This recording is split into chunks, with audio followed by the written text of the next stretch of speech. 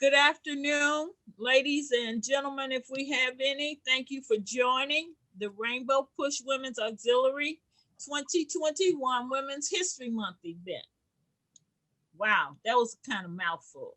First, let me say on behalf of the organization's First Lady, Miss Jacqueline Jackson, she regrets that she is unable to be with us today, but wishes us a very successful event and prays that we will all leave this event more knowledgeable than when we came.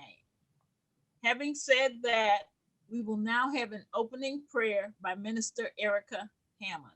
Minister Erica? Most gracious and heavenly Father, we acknowledge, honor, and invite you in, for without you, we can do nothing. We are so grateful for the man of God you have appointed to be our leader and our visionary, Reverend Jesse L. Jackson Sr. Thank you, oh God, for his helpmeet, our phenomenal First Lady, Jacqueline Jackson. On this day, we have set aside time and space to show gratitude for the divine calling to be called a woman. Just as the Mother Mary carried the Savior, women are commissioned today to carry the word and push out greatness. Today, we not just celebrate, but we commit to support one another while you cover, guide, and protect our path.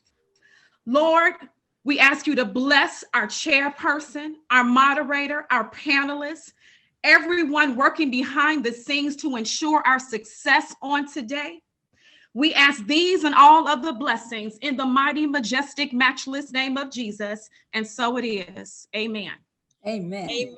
Thank you so much, Minister Erica. I know God heard that prayer. Next, Miss Christiana Gray. Are you on the line? Yes. Okay, she is a 9-year-old fifth grader who is homeschooled by her mother, Shanta Gray. Her proud parents are Vincent and Shanta Gray, and she will recite an excerpt from Sojourner Truth's Ain't I a Woman? Go ahead, Miss Christiana. Well, children, there is so much racket. There must be something out of the kilter. Well, I think the Negroes of the South and the women of the North been talking about rights. The white man go be in a fix pretty soon. But what's all this here talking about? That man over there says that women need to be helped into carriages and lifted over ditches and have the best place everywhere. Nobody ever helped me into carriages or lifted over mud puddles or have any best place. And ain't I a woman? Look at me. Look at my arm. I have plowed and planted and gathered into barns, and no man could head me. And ain't I a woman? I have borne 13 children and seen most of all sold out to slavery. And when I cried under my mother's grief, nothing but Jesus heard me. Now, that man over there says that women can't have the same rights as men because Christ wasn't a woman. Where did your Christ come from? Where did your Christ come from? It came from God and a woman. Man had nothing to do with it. Now, if there was a woman who was strong enough to turn the world upside down, then together they should be able to turn it the right side up again. And they're asking to do it. I'm so obliged for you to hear me. Now, old Southern truth, got nothing more to say. Thank you. That was absolutely awesome, Miss Christiana. Thank you so much. You are adorable. And I want to take a little special privilege to say thank you to Judge Stanley Hill, who is the chair of our oratorical program here at Push Excel. And if you have children from the ages, I believe, of 5 to 17, please have them join our oratorical program. They can go on the Rainbow Push website and sign up their children, and they can be as good as Miss Christiana. Thank you again, Miss Christiana. We love you. Okay. Next, we're about to get a real treat. Attorney Barbara Ironwein was president and founder of the Transformative Justice Coalition, and is internationally renowned for her contributions on critical justice issues, including the passage of the Landmine Civil Rights Act of 1991 and the 2008 reauthorization of provisions of the Voting Rights Act. She also created the legendary Voting Rights Map of Shame in 2011, which exposed the new modern wave of voter suppression in the various states. She recently received an award in Maryland. She and the infamous Gerald Jones, who is our chair, a Lifetime Achievement Award in Maryland. Wait until you hear about the role of young people in Georgia.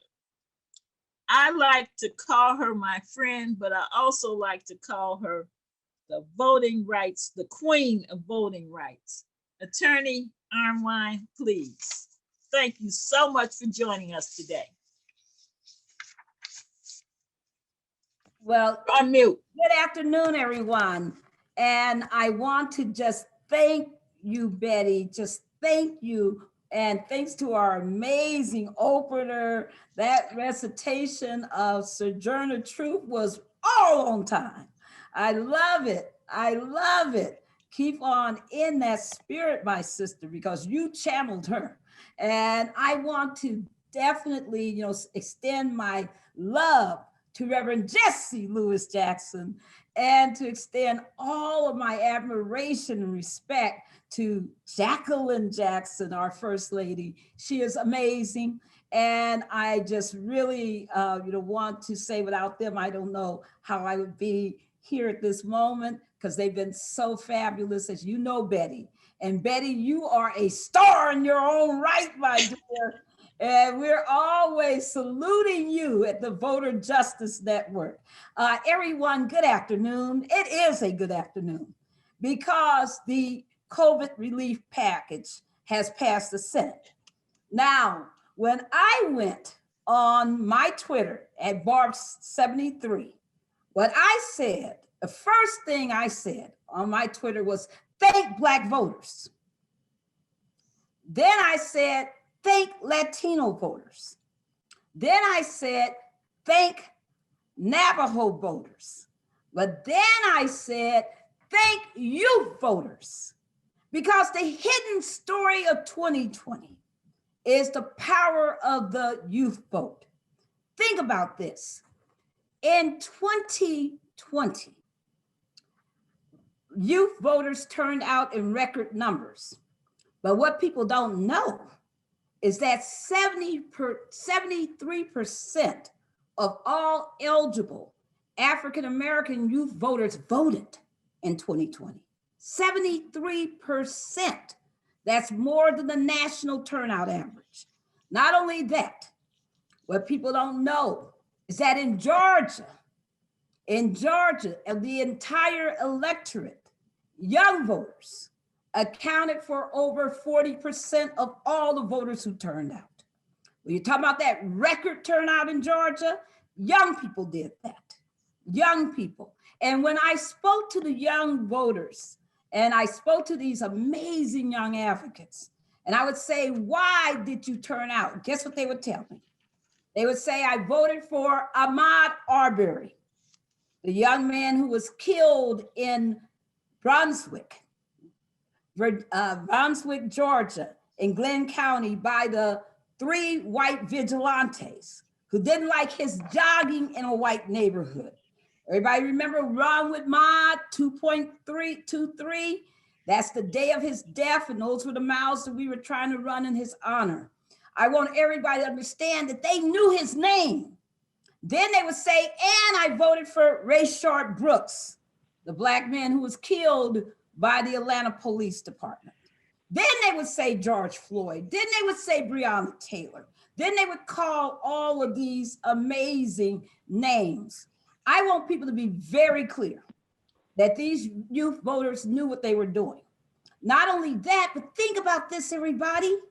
When we started voting in 2020, in March, voter registration went into 0 negative digits. In April, negative digits. In May, negative digits. I'm saying we weren't registering people. Voter registration was down miserably. When did voter registration go up, everybody? It went up after the George Floyd protests.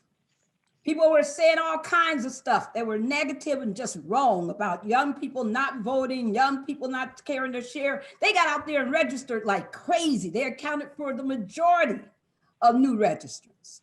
And people get that, twisted because we don't tell the story correctly of what really happened. But more than that, they were our backbone. Because remember, they were saying to people, a whole lot of folks who normally would have staffed the polling places couldn't do it because of their age and their susceptibility to the virus. It was young people who stepped up. But more importantly, we had to do massive voter education. The story that's missing of 2020 is all the voter education that we did. Who taught people to vote early? We did. People get this wrong. My state wasn't out there urging anybody to vote early. And I'm in Maryland. I didn't see any billboards, any television ads saying vote for early. We did that. The fact that the majority of Americans voted early goes to our credit and it was young voters who were walking those streets and knocking on those doors. People really need to understand who did the canvassing this year. It was young voters.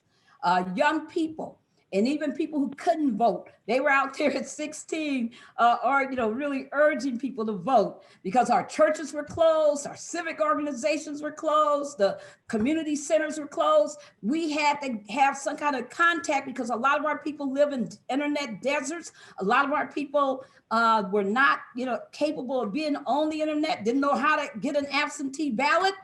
The fact that we were able to get millions of people who had never, ever heard of an absentee ballot, never heard of a mail-in ballot to vote is because of our push for young people to do their share and to be who they are, just great. You know that because people need to understand how powerful young voters are. And they were dominant in Georgia. They did all that canvassing. We had telephone banks. When I say we, the Voter Justice Network, inspired by Reverend Jesse Lewis Jackson, inspired by our leader, the amazing Daryl Jones. He's amazing. We call him the prophet sometimes because he's so visionary. But we have to understand that we did 562,000 postcards that we wrote and sent into Georgia. Beautiful postcards that people put on their walls. They were so gorgeous. We did over 500,000 calls into Georgia. And a lot of young people were there. Young people lead the way and they were coming up with creative, TikToks and doing all kind of creative work. We had a whole youth engagement committee that was fabulous. They had their own teletown halls. They did all kinds of amazing outreach. They were registering and turning out at 18 and showing people the way. So I don't want people to get it wrong. Now, when you think about Black women's history, how does this all connect? Well, let me show you some.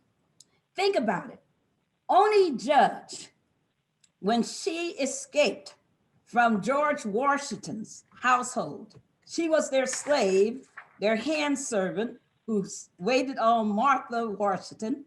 When she escaped, when she found out she was going to be given as a gift to Martha Washington's daughter, and as a gift to her, when they knew that her husband, that is the granddaughter's husband, was a notorious leech. When she found out that was going to be her fate, she escaped from slavery. Martha Washington and George Washington would spend the next years, decades, begging her to come back to Mount Vernon. They would send bounty hunters, slave hunters, to try to catch her, but she never was caught. And she died at a ripe old age in her 70s. And she lived a good life, and she was interviewed, and she said, honey, I know what freedom tastes like now. And you never can get me to turn back on freedom. So one lesson from her, because she was 23 when she escaped, is that young people were doing it. People talk about Harriet Tubman all the time. And we get it kind of wrong about Harriet, because Harriet was also a young woman. She was in her 20s and 30s when she was doing most of her amazing early work. She wasn't, people look at those pictures of her. She wasn't 50, y'all. She wasn't 60. She was in her 20s. And if you look at the wanted poster for her, it says that she was wanted for her escape, because they really didn't know that she was behind the Moses at that time. But what they said was that she was a beautiful woman, very pretty, petite, very smart, quick eye, gorgeous eyes. That's how they described her. And so, so much of her history has been tainted and wronged and not really spoken of well. And what we got to understand is that she had that long arc for our young people. It's one thing for us to be activists when we're young, and that's beautiful, because I was an activist I think I started my activism at 15. But the good news is when you can be like Harriet and make it the long arc of your life, that you're able to stay in the fight, to fight for justice all the way through the season. So she was amazing. And I think people also forget, because people always talk about her in the bush and getting the folks to come and tell them, hey, if you're not going to come with me, then you're not going anywhere else, pulling out her gun.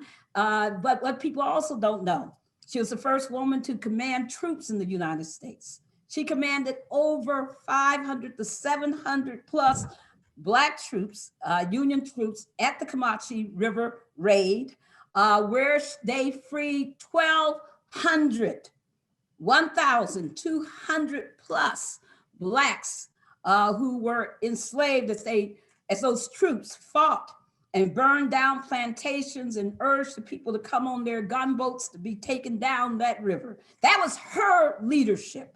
She wasn't some secondary person. She was in command of the entire operation.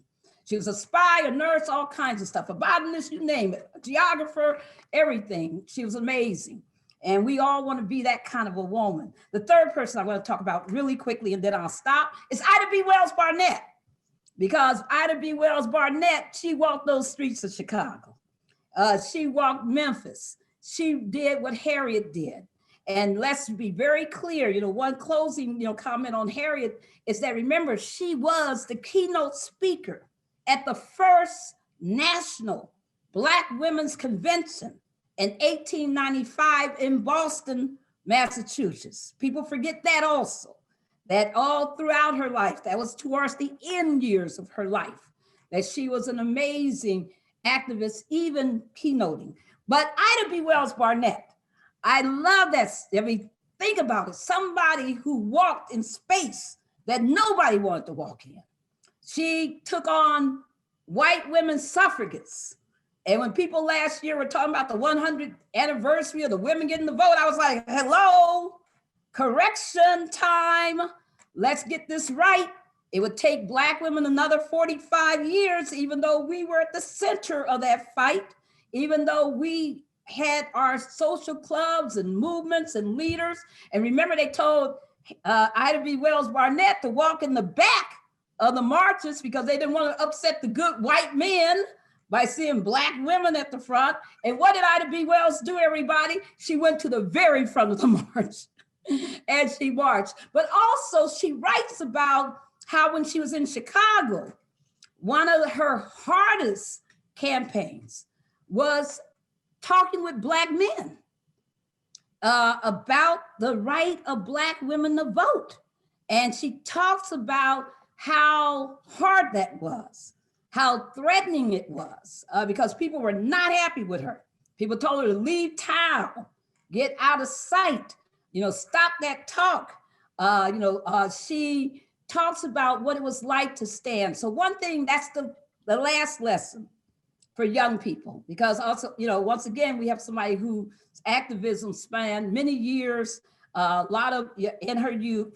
But one thing I want everybody to remember about Ida B. Wells Barnett is that not only was she persistent, not only was she brilliant, not only did she fight, the lynching and go into towns and communities where she could have been lynched herself, documenting what had happened. But one thing we always have to learn about all three of those amazing women, they were unconventional. They didn't go with whatever the conventional wisdom was. They didn't do what was called safe. They were bold women. They took amazing chances. They cared deeply about their people, and they had a love of Black people. And they had an understanding of women and the unique roles of women, and they weren't going to allow anybody to put them in a box. They broke boundaries. They broke, you talk about first, my goodness, they broke every kind of record, and they did not receive the accolades in their lifetime that they deserved. Nobody was throwing money at Harriet Tubman. She died in poverty. Nobody was throwing money at so many of our beautiful women like Zora Neale Hurston, who died in poverty.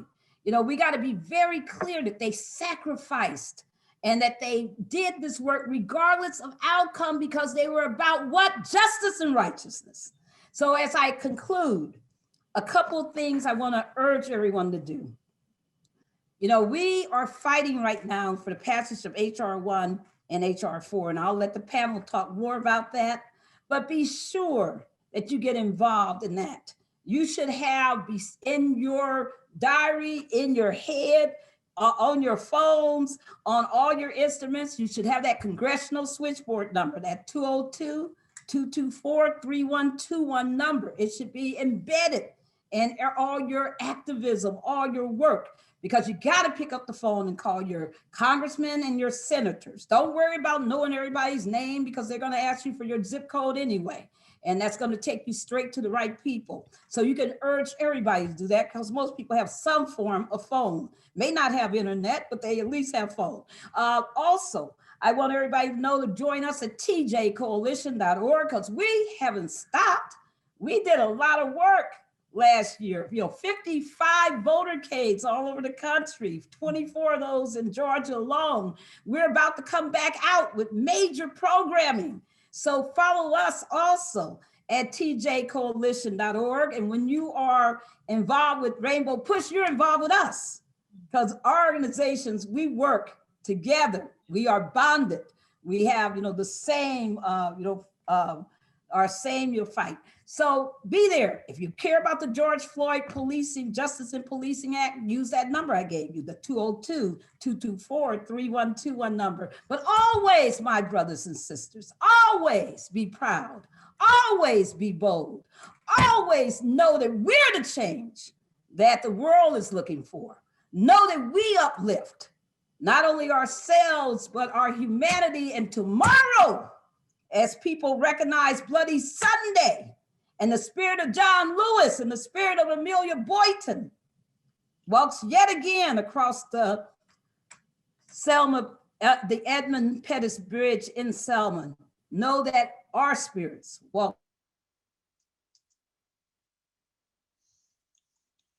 Oh my God. Oh my God. Barbara, I think you froze, but the applause is deafening. Oh my God. Oh my God. We got a history lesson. We got the information on what I told you. She's the queen of voting rights, and she could tell you what young people did in Georgia and across this country. Oh my God. Thank you so very much. I hope you're going to be able to stay around with us so you can answer questions later. We are running on time, ladies. So the next four panelists all have connections with Rainbow Push. And I'll give you the connection as I introduce them. My first panelist that I will introduce is Miss Aisha Moore Butler. I got to get Butler in. That's her married name. But Moore is a name that is infamous in the organization of Rainbow Push. Her parents, grandparents, and great-grandparents were founders of Operation Breadbasket. Her grandmother, for those of you who have been around, was Miss Rebecca Elias. And I am so proud that she is a part. Aisha is a longtime resident of Greater Inglewood, and she is determined to uplift, inspire, and change the perception of her neighborhood. She received her master's degree in inner city studies education at Jacob Carruthers Center of Northeastern University, Illinois. She formed in 2010. She mobilized residents and co-founded the Resident Association of Greater Inglewood, better known as RAGE, which she currently serves as the executive director. And I'm not going to tell you everything because she can give you an idea of what RAGE really does. She didn't mention in her bio, but I know she was featured on Focus at the Union League Club for the League of Women Voters in Chicago. And she also participated in the National Council of Jewish Women women's panel on Women's History Month in 2020. That was just before the COVID-19 came, and it was the 100th anniversary of women's right to vote. May I present to some and introduce to others my best friend, Rebecca Elias's granddaughter, Miss Aisha Butler. You want to come off mute and talk to us, and please tell us about what you did relative to candidate forums in Inglewood. Thank you so much, Betty. Every time you mention my grandmother and Push, it just takes me back to being 5 years old on Saturday mornings in those offices and listening to the wisdom like Miss Barbara and so many people here. And so I really appreciate, you inviting me back to really talk through the work that I've done in Inglewood, which I know is rooted from my grandmother's activism spirit. I know as Mud Deal, you guys know as Becky Moore, but she's definitely rooted in my work. And so I did start RAGE in 2010 and here in Inglewood. And really it was because I was ready to leave the community. I did not want to stay in a community where I was dealing with, gunfire and, criminal activity on my block. And so I was going to follow my grandma to Atlanta and the rest of my father's side of the family. But, something told me to stay here and try to fix up, if I can't do nothing else, fix up my own block. And that just took me on a journey from the block to the community. And then I met so many other phenomenal residents of Inglewood. You know, the narrative is always that everyone here is either poor, uneducated, or not change agents. And it's completely the opposite. We are probably the most fiery and organized community on the South Side. I would say that. And one of the things that we did when we first got started in 2010, we wasn't playing no games as rage, as we did candidate forums. One of the reasons why we started is because we were divided up into 6 different automatic wards here in Inglewood, and felt that it was important that all the residents have one message and be unified. And so at the time the elections was up, and I didn't see any candidate forums happening. And so we took the step to do these candidate forums. And from the 6 elected officials, or the 6 wards that was running, 5 of those went into a runoff. And many people do attribute those runoffs in 2011 to the work of the Resident Association of Greater Inglewood. This was an opportunity for folks to talk about their platform. A lot of times people disregard the voices here, and they just plaster stuff on abandoned buildings and go about their way. But this was really making folks accountable. And since that time, a lot of those aldermen either joined Rage or still connected with us doing that work. Some people lost their seats, and our work continues to grow. And now we're going on, I said that easy. And now we're going on 10 years and counting and continuing to grow. So thank you so much for being here, and I look forward to the discussion. But tell us about what you were shown on TV during the pandemic and the snowstorm. Tell us what happened.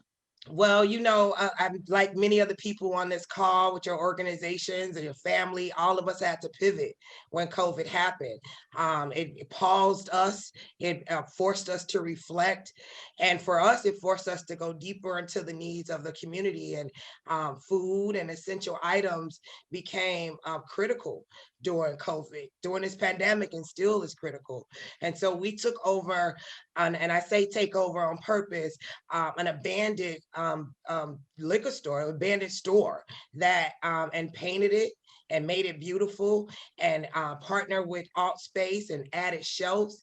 And every day we actually stocked the shelves with food and with essential items. And we delivered food throughout the community when it all happened. And that wasn't the work that we were doing at first, but we're here for the people in Inglewood. And so once we started making wellness calls, people told us that's what we want, that's what they wanted. Now the market is still happening.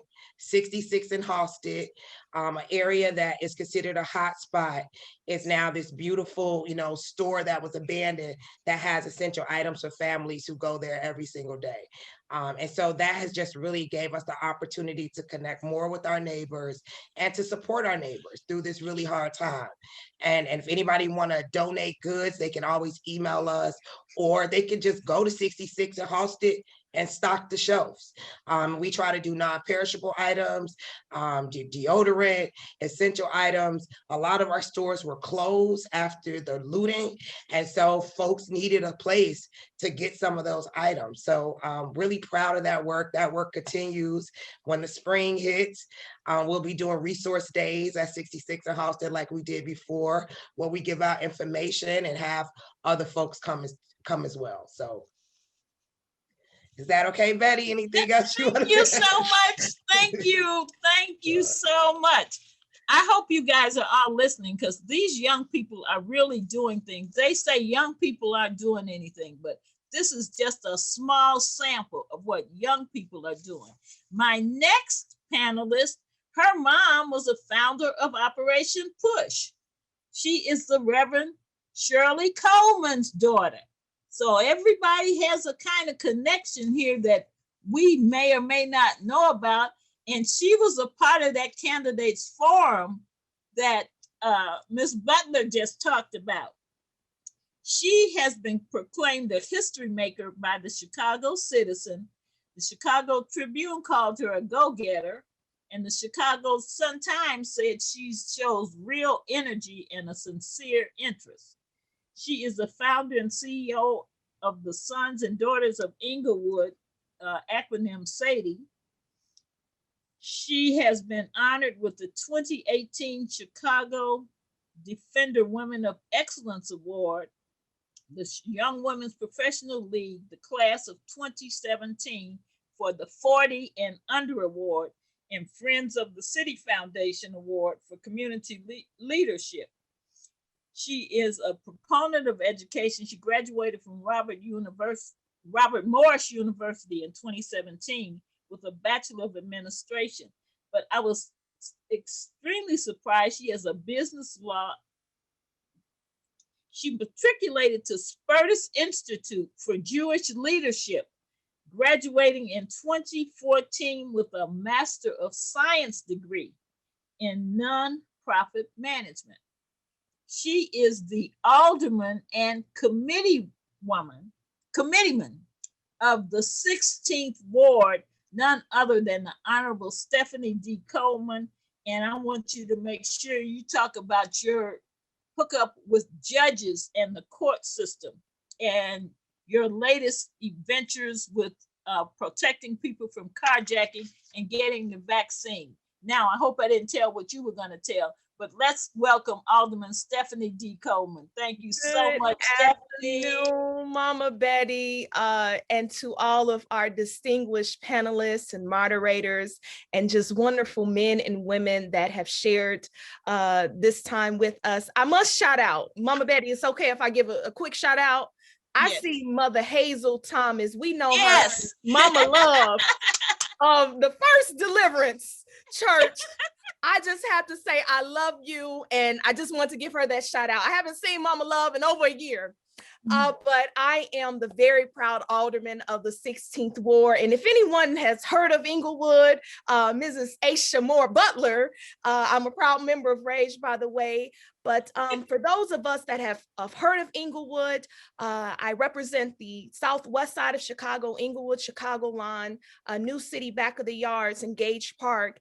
And we are working diligently, and we're very intentional about changing the narrative of what the media has portrayed no good Inglewood. Inglewood has some of the youngest and some of the greatest champions, advocates, and we don't play about our community. And every day we're changing that narrative. And Mama Betty and Attorney Ironwein, when I believe it was in '98, we made New York Times as the deadliest place on earth. And here, some 20 years later, we stand on the shoulders of leaders like Anna Langford, the first African-American woman elected in the city of Chicago. We stand on the shoulders of so many other great women like Miss Moore, Asia's grandmother, like Mother Betty, like Mrs. Jacqueline Jackson, who have been in this fight, and we are continuing that legacy. And we thank God for those that have been instilled in us to continue on that legacy. Now, Inglewood, it's all good in Inglewood, and we're changing that narrative every day. The carjackings that occurred, myself, along with business leaders, Early Walker and Kate's Detective and Security Agency, on Christmas Day, one of my neighbors and residents, I'm the daughter of Inglewood because the neighborhood raised me, but she was carjacked at 9 a.m. on Christmas morning, getting gas to go deliver toys to her grandchildren on Christmas morning.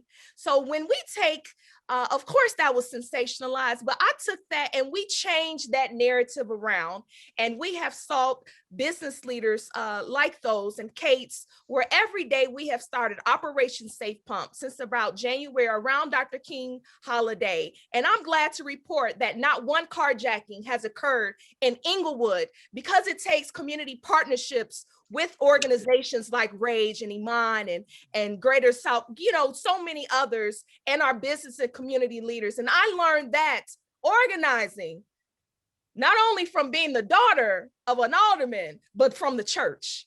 And that's when we know, when we all come together and are one accord, that's when we make a true difference and change in our community. And it's contagious. I want to save the world, but first I've got to save my block.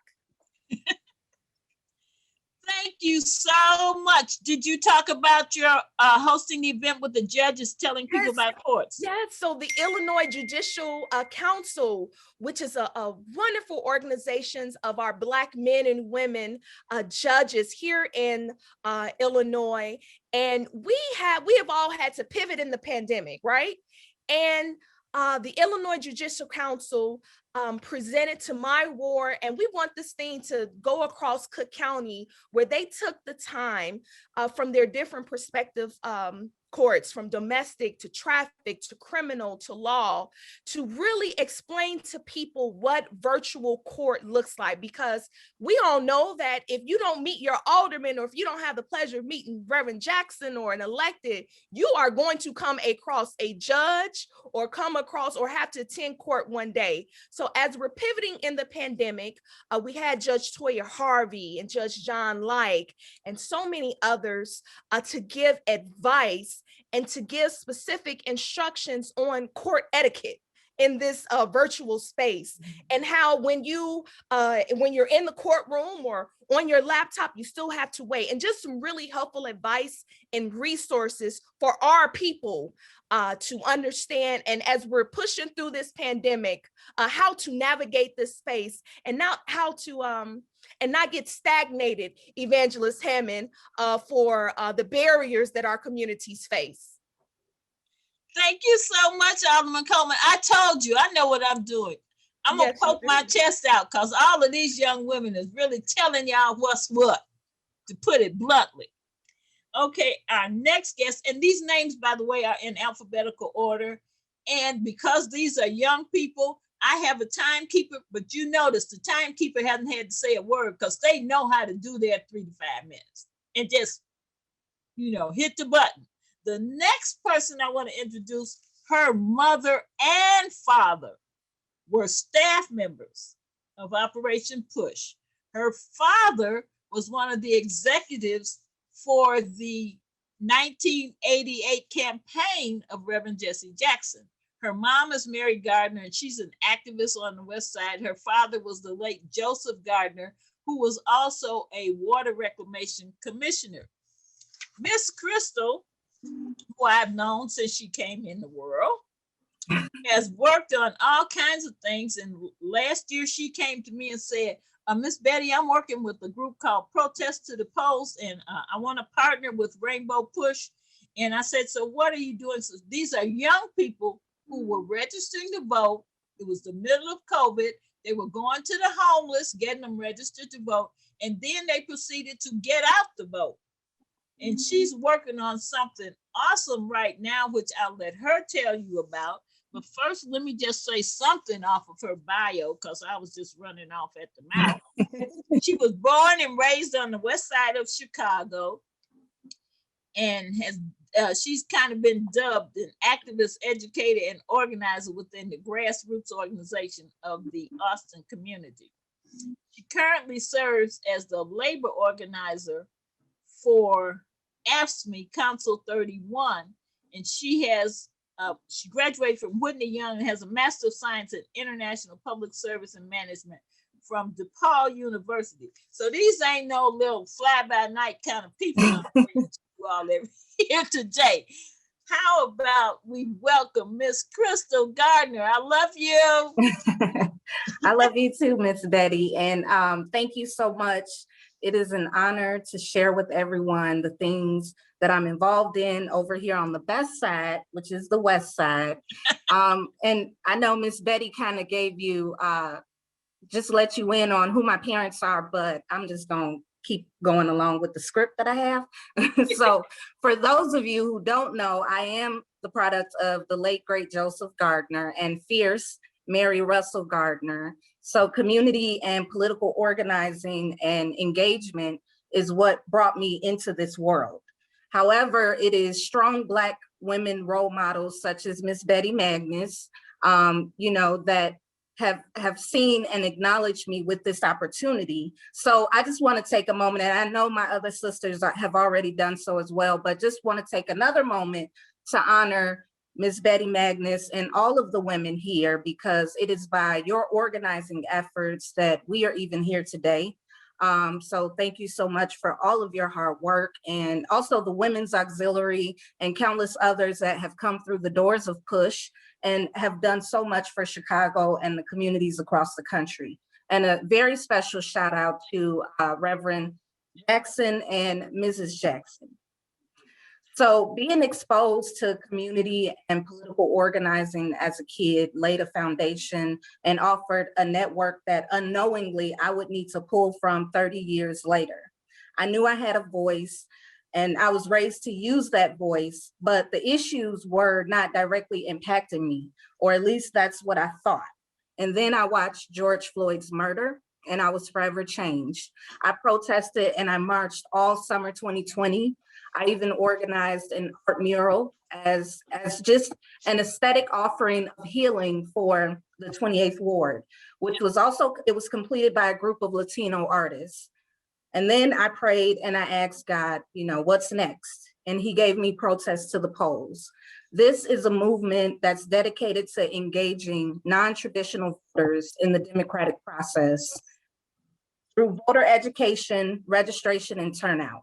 The pandemic, it hit us all hard, and it really hit our engagement efforts, but we were still able to register voters on both the west and south sides, just popping up at different community events that were going on. We also created GOTV PSAs for the social media campaign that featured like community change agents and individuals that would then, you know, get the word out of the need, the dire need to go and vote. Last November. So we are still building and growing this effort because Chicago's weather will not always be protest friendly. And it is my goal to create a space for the West Side's future and the future of Black Chicago. A more current campaign that I have organized is to rename Columbus Park. And I don't really have to go into details as to why that needs to happen. You know, we are at 450 signatures and our goal is 1,000. There's an online petition through the Action Network that can be signed by anyone, and we are happy that we have the support of our local electeds on the West Side. I'm also very excited to serve on the board of the Justice Renewal Initiative as the second vice president, which is located in the heart of Austin.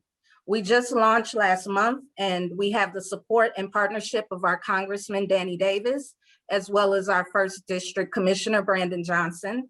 This work is extremely important as we plan to fill the gap that the impact of a flawed criminal justice system has, not only on its Black participants, but the communities that they live in and that they eventually re-enter.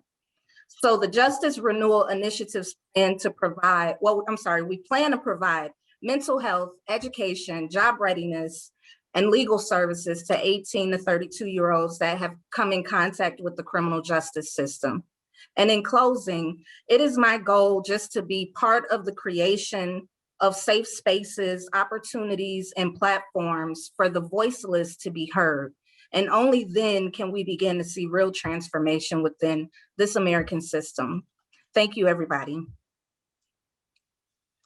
Okay, oh my God. It just keeps going. What can I say? I told you these were phenomenal young women, and I did not lie. Last but not least, and she doesn't have a foundation in the Rainbow Push organization, but she is the person that helped guide me along, believe it or not, when I got into the League of Women Voters. People were saying, you got to join the League of Women Voters. I got involved, and she's going to tell you how she did it, how they did it. But let me just not just mess up here. Let me just kind of read from this bio so I don't just not mess up. Okay. Jane Ruby grew up in New York City. She was always volunteering for community and civic events. After having her painting of Bob Dylan, the Bob Dylan, shown at the Museum of Modern Art, she retired from the art world and transformed into digital design, communications, and business development. She moved to Chicago just before the presidential election in 2016. She quickly found her niche in political and civil organizations, and primarily she chose the League of Women Voters of Chicago. Most recently, she helped spearhead the efforts of the League of Women Voters Committee that fought successfully, Barbara, successfully, to have Congress Parkway, which is a major expressway in the city of Chicago that starts in downtown Chicago. It is now renamed Ida B. Wells Drive, okay? That's an important achievement. When I tried to reach Jane yesterday, I just want to show you her other connections with family. I called her all day long just to kind of give her a little voice up, little tip on what I was going to ask. I didn't want anybody to think I was going to ask them something they didn't know. I didn't reach her all day because she spent the entire day taking her in-laws, and I hope I'm not embarrassing you, to get their vaccine. And I'm going to tell something else she didn't tell me I could tell. Jane's parents have not met her husband because Missy eloped during COVID, so they didn't get to meet her. Okay? But she is an awesome young woman. She's worked in all kinds of campaigns since she's been here. She's created a name for herself, and she is vice president of the board of directors of the League of Women Voters of Chicago. Let's welcome Miss Jane Ruby. Hope I didn't embarrass you too much. Where's the cats? She has the most beautiful cats. Okay, they're usually on Zoom calls with us. Hi, Jane. Hi. Oh, Betty, I'm gonna cry. You're so sweet and so wonderful, and I love, getting to work with you on projects with the League of Women Voters. The cats are napping, luckily, otherwise they'd be running in front of my camera. But thank you so much. I feel so honored to be asked to speak along with all these wonderful, incredible women. First of all, I'm not a native New Yorker, but I'm not a native Chicago, and I'm a native New Yorker. But when I moved to Chicago, there's such a spirit here of action that it's like, if you see something that you want to make a change about, you can do that in this city. It might take a long while, but you get the right group of people around you and you can, make magical things happen. And I love being a part of whatever change I can within the city of Chicago. And I think the League of Women Voters, one thing that I loved about that organization was the history. It's a complicated history, the history of women's suffrage, but there's always things that to be improved upon, and to be a part of that change and that improvement is something that's really important to me. And earlier it was mentioned, last year was the 100th anniversary of women's suffrage, and I was asked to be a part of a lot of different events around that.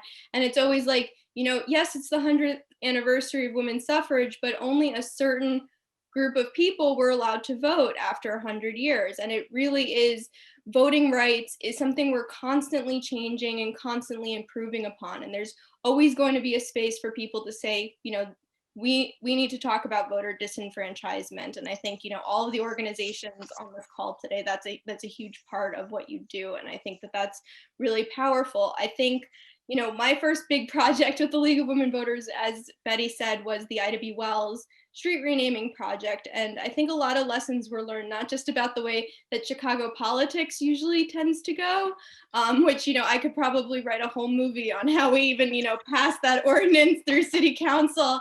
But I think that the real lessons to be learned is the power of coalitions and the power of saying, the strength in numbers and the strength in groups. And, we had 50 organizations across Chicago sign on in support of it, because it wasn't just, our organization pushing for it. It was, something that was powerful for everyone. Like that project took me all around Chicago, and some of the most powerful experiences were talking to people who lived in the Ida B. Wells homes, or like, little girls who didn't know who Ida B. Wells was, and, talking to them about how incredible she was, and saying, now when you drive around Chicago and you see that sign that says Ida B. Wells Drive, like that is so important and so powerful. And to not just help that project come about, but to also, have that be something that's always going to be there for people to be inspired by, I think is really important. And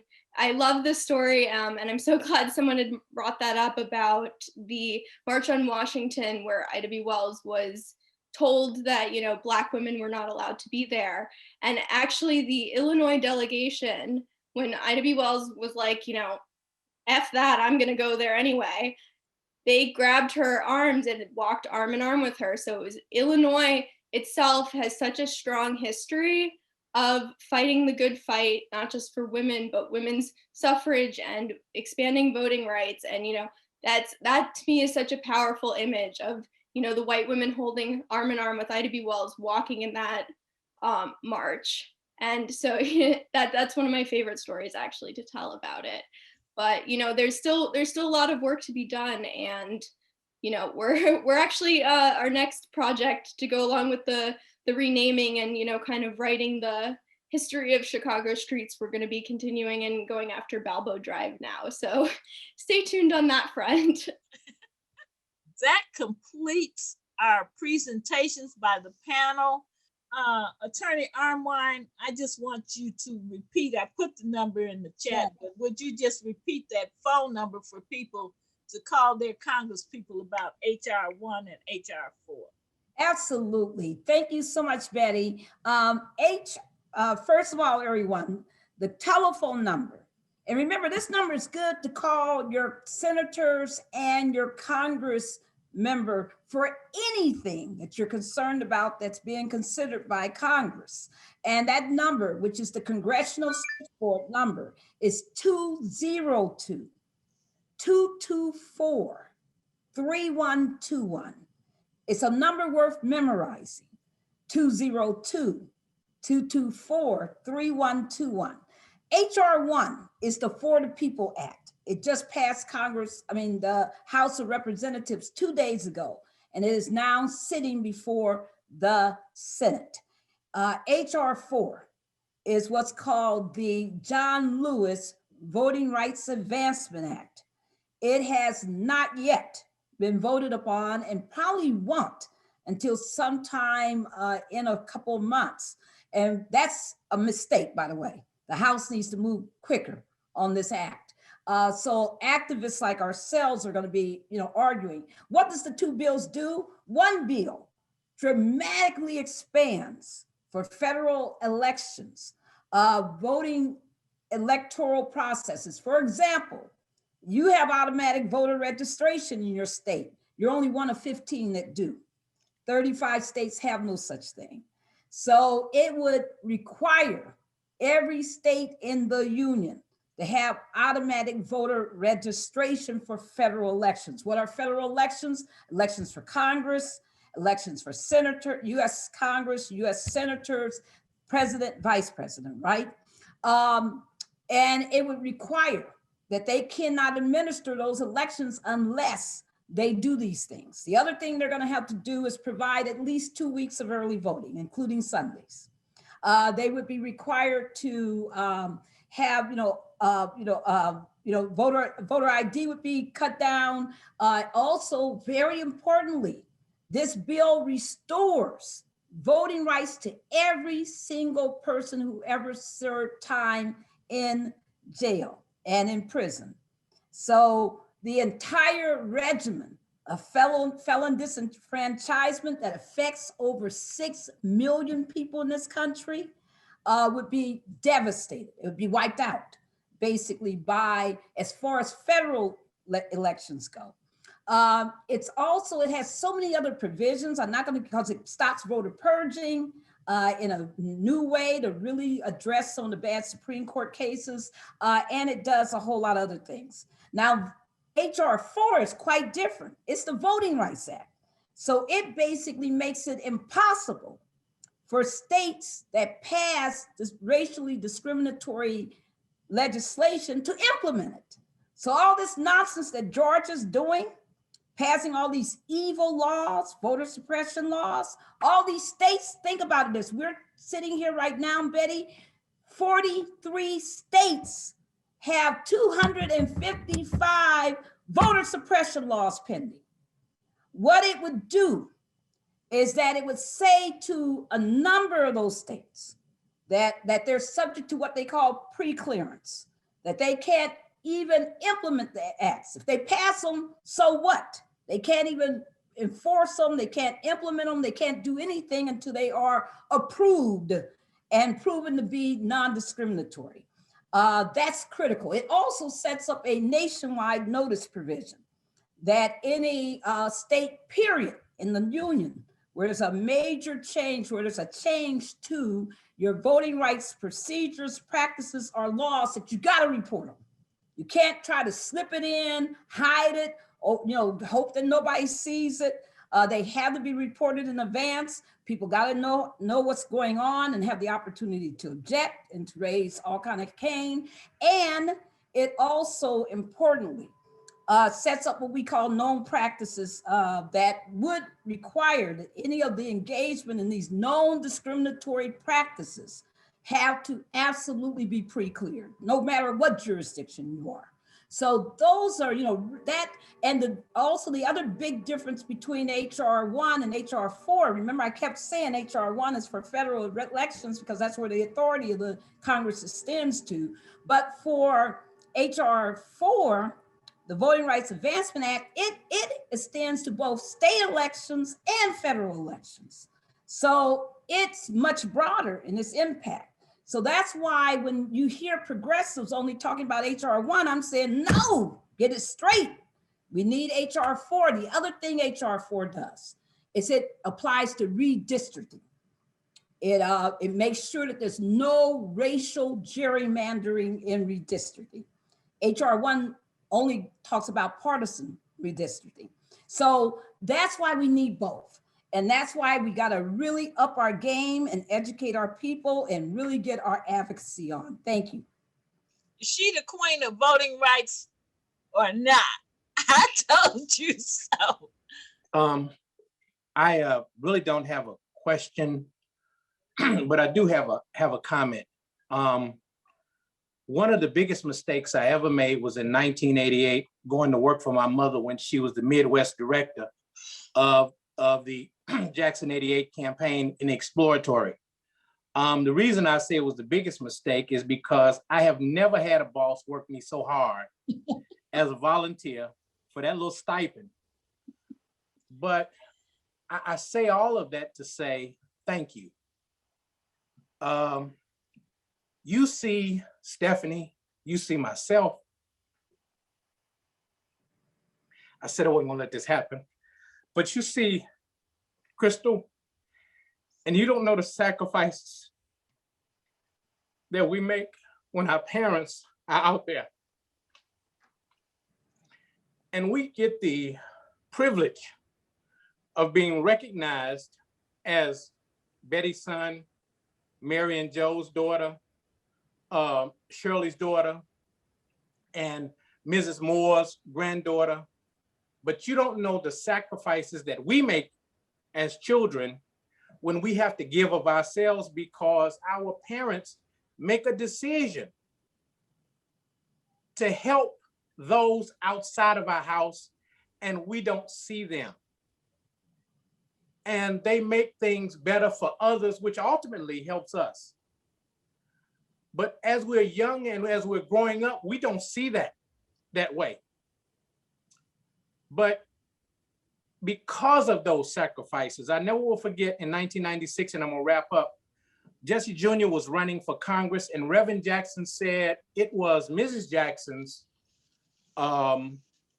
idea that they go to military school and that they go to certain schools and be in certain environments. He said because it was his job to go out and make a name for his family that one day they could stand on. And that's all you were doing, Ma. You went out and made a name that I can stand on. Thank you so much. Glory, glory, glory. Okay. So let's thank you, Reverend Tony Land. That's my offspring, which I guess everybody knows by now. Anybody wasn't sure, that's my oldest son. There was a question in the comment about motorcades. And Barbara, if you don't mind, I'll tell that one of the very first votercades. When she said votercade, everybody didn't know what that meant. One of the very first votercades was in Chicago. And what we did was on election, the first day of early voting, we had a big promotion to turn out. We went to sororities and fraternities and civic organizations and elected officials. And we said, get your cars, decorate them with your sorority colors, your fraternity colors, or, you know, whatever, decorate your cars. And because our early voting site was all the way downtown, we met at Rainbow Push, and we ended up with almost 100 cars going down to Rainbow to 181 North Clark Street to early vote. And I got the surprise of my life because Attorney Ironwein and Chairman Darrell Jones came in town and joined in our motorcade. And that's what votercades were. But the real votercades were the ones, the 24 they did in Georgia for the US Senate election.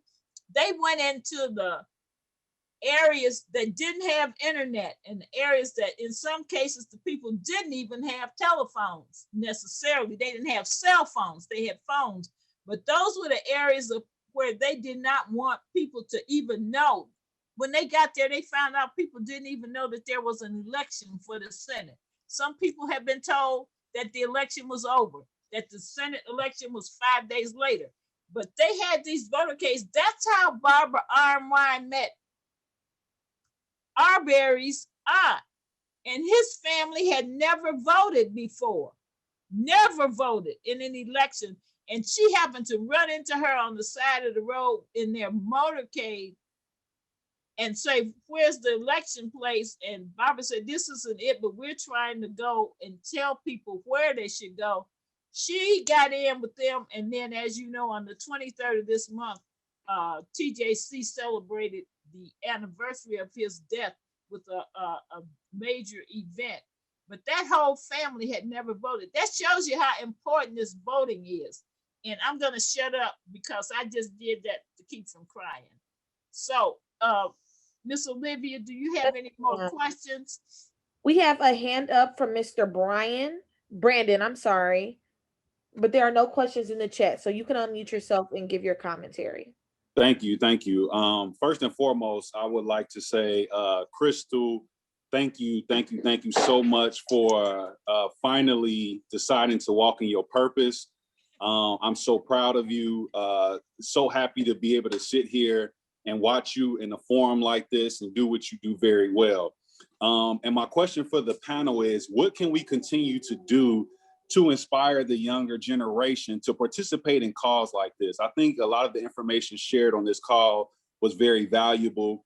And I guess for more specifically, Crystal, what do you think we can do, you and I together, if that's what it takes, to get more of our friends involved in these types of initiatives and calls? Thank you, Brandon, for those great, kind, inspiring words. And Tony, I'm still trying to recover from that. Oh my goodness, but you spoke, I think, all of our hearts like perfectly. So thank you for that. To answer your question, Brandon, in the most simplest form, we have to build community, and that can start and end in having conversations and engaging the community, engaging our friends in conversations and presenting to them the issues. Like I said, some of these things, you know, I know that there were issues all my whole life, but they weren't impacting me and my movement. But it's bigger than that. So, and you know, what's good for one is good for all. So if I'm advocating for myself, I need to do that for my sisters and brothers as well. And like I said, we need to really be creating a space again that we can have these conversations. We can create some strategies that will bring about development and just a total enhanced quality of living and of life for those that can't do it for themselves. So we have to advocate for our sisters and brothers who don't know how, don't know what to say, don't know when and who to say it to.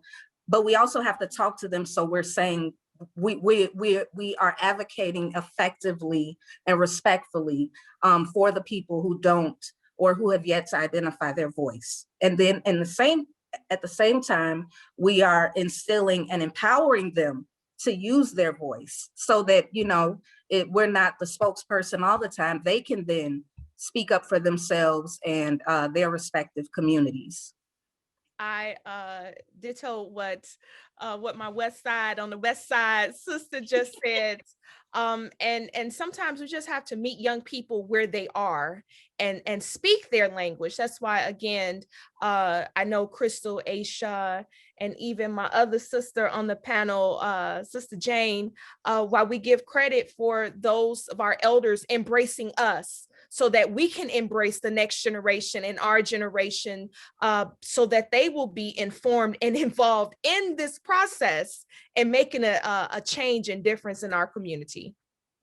Again, I would echo what folks just said before, but the way that I kind of approach the work is it's different levels of engagement. And so sometimes you have to disguise actions as just fun events with food and then talk about the action. Sometimes that get young people involved, just have some food and some music. And we've done that in the parks. And then next thing you know, people join rage from that. Some folks, you just got to meet them on the blocks and talk to them. So it's just different levels.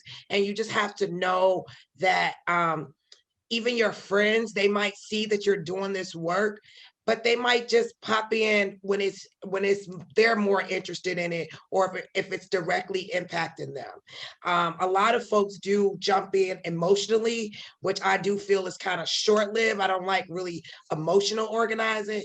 I like it to be very strategic so that it can be long-term. And then celebrating. And when you celebrate those small victories along the way, people love a victory, people love wins. And so a lot of times that movement, people get right on board with that movement because you deploy so many different levels of engagement. Thank you. What about you, Jane?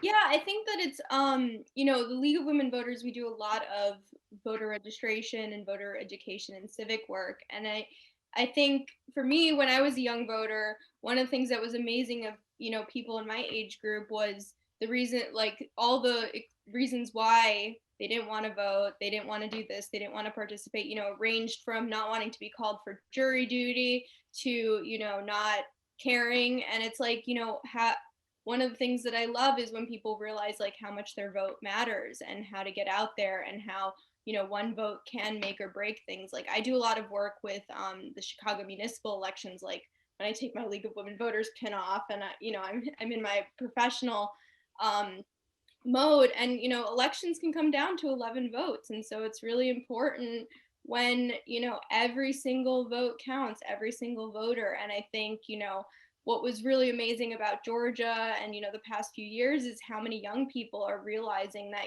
just because they're young, just because, they might not own a house or property or understand, a lot of the larger political things, but that they can still have a voice in our political system. And I think encouraging that is so important and so wonderful. And that all the organizations we've talked about today are all doing that. And I think it's wonderful.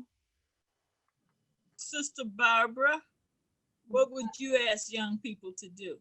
Betty, I would say a couple things. I love everyone's comments. They're so powerful and so correct. I wanted to say one thing that I really push is invest in young people. Invest. Put the money and put the time and the energy into supporting young people to be great leaders, the great leaders that they are.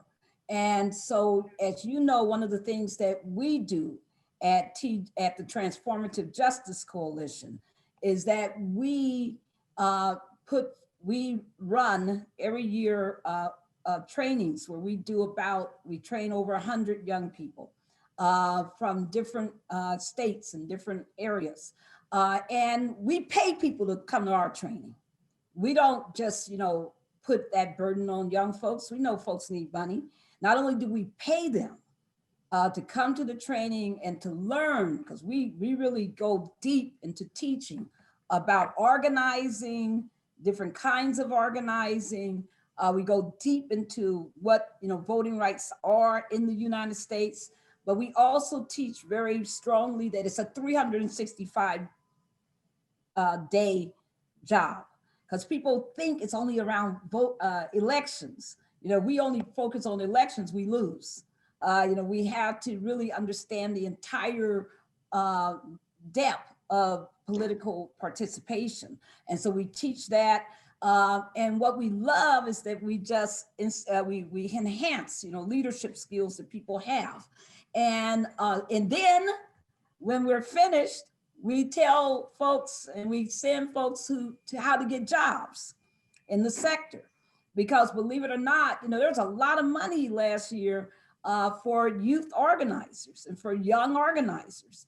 And we got, I don't know how many people, employed and had them to be able to have that extra money that helped to get through school, that extra money that helped to supply, feed their families, etc.